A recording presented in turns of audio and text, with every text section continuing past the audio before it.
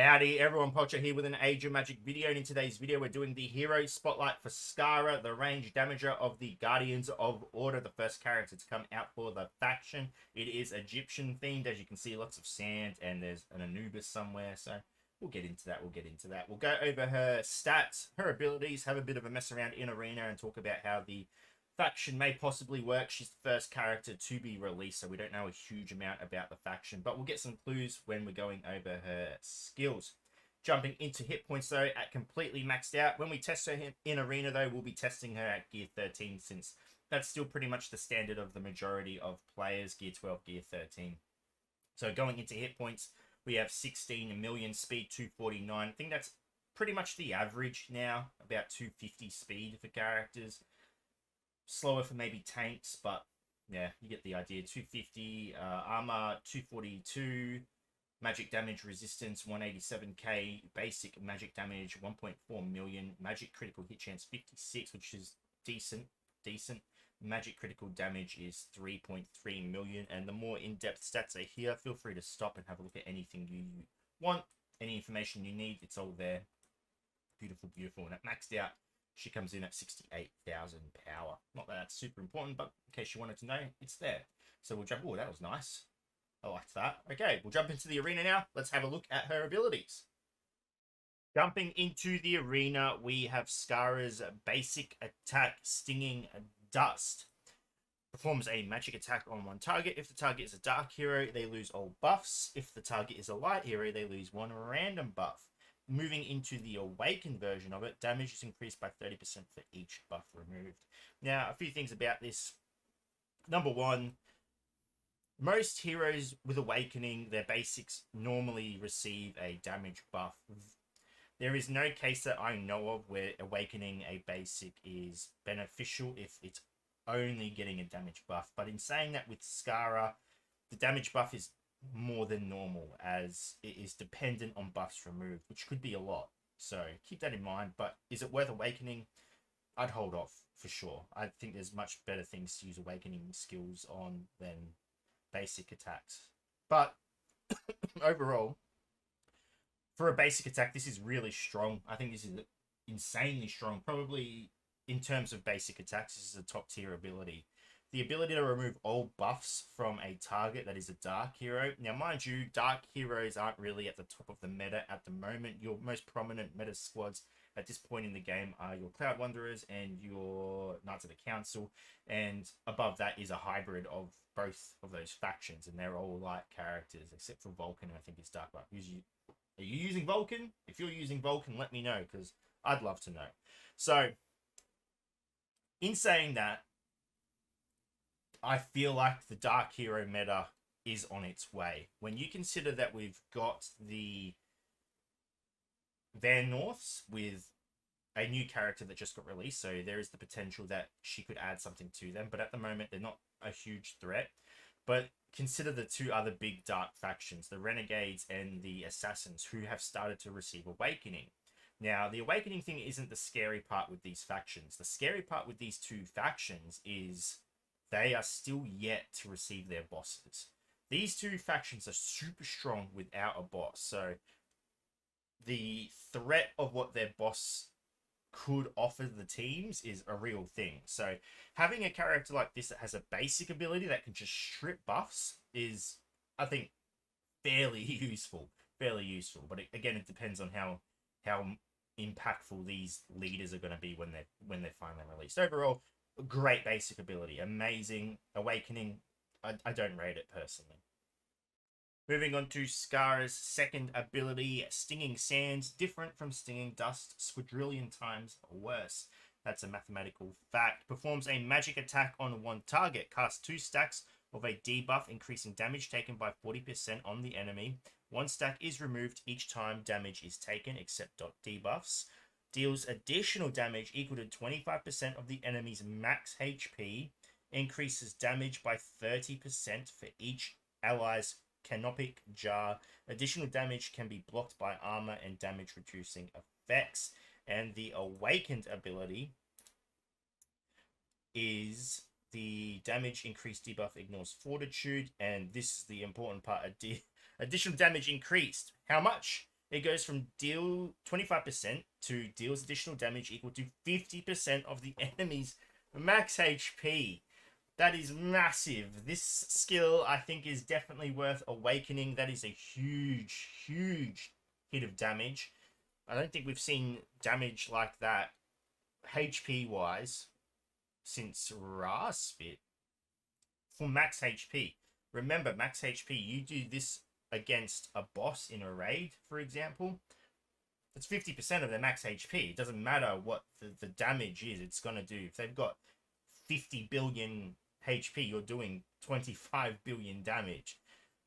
So yeah, they also get the debuff, which increases damage they take and increases damage by 30% for each ally's canonic jar. I believe this is when they die kind of work. I think I haven't checked yet. This is the first character I've tested of the faction, but I believe that when they die, they turn into a canonic jar, similar to Irazit turning his allies into cocoons when they die. So she benefits from her allies dying. We'll go ahead and look at the animation as well. It doesn't matter who we pick. It performs a magic attack on one target. So it should do a tremendous amount of damage. We'll do more than 50%, yeah. Yeah, that's a lot of damage. That's a lot of damage. There you go. The animations for her are ridiculously stunning. They've really outdone themselves in terms of animations, not just for this character. I've seen a few animations for the faction, and it's probably some of the best animations I've seen for any faction in the game. But there you go. There is skill number 2. We'll move on to skill number 3. Moving on to her third ability, we have Scarab Swarm. Performs a magic attack on one target and 8 more random enemies. Each instance of critical damage dealt with this ability increases the initiative of the light ally with the lowest initiative by 15%. The ability is guaranteed to deal critical damage if the enemy has more than 80% HP. Awakening it, ability damage ignores shields, armor, and magic resistance. So it's quite a big damaging ability. And yeah, so the way I see this first part is it's kind of like missiles. You strike the first target, then they'll shoot 8 missiles out and hit whoever. This part is huge. She's gonna, considering she has pretty fast speed or average speed, yeah, you're gonna get someone's initiative boost. If you use this first in combat, the chances are you're gonna get someone's initiative boost pretty high, pretty much to the point where they're gonna perform immediately after her, especially because you can guarantee crit on 80%. So yeah, don't know if you the awakening is interesting. Yeah, I don't know about the awakening. Let's have a look at the animations though. We'll go ahead and attack. So I mean, look at this. This is beautiful. Yeah, it's just missiles. That's insane. Just good damage. And yeah, the awakening I think would be medium. There aren't a lot of teams that really use shielding, but armor and magic resist against Knights of the Counter, for example, pretty heavy on shielding, and then you've got Ramfit as well. It might be worth it, just depending on the meta and how influential this is. When we do some proper testing, I wouldn't awaken this ability until you see some actual battles of what the damage differences between non-awakened and awakened and how influential that damage is going to be if it's able to take out those heavily armored and magic resisted enemies. Overall, yeah, pretty big damaging AoE ability. I like it. I think it's good. I think it's a good utility ability, being able to boost the initiative of the lowest character as well. I believe it's almost going to be set at the beginning of the battle if you use this one, who you're going to boost, so you'll know exactly who's going to come second, because their initiative would be naturally the second or the lowest every time.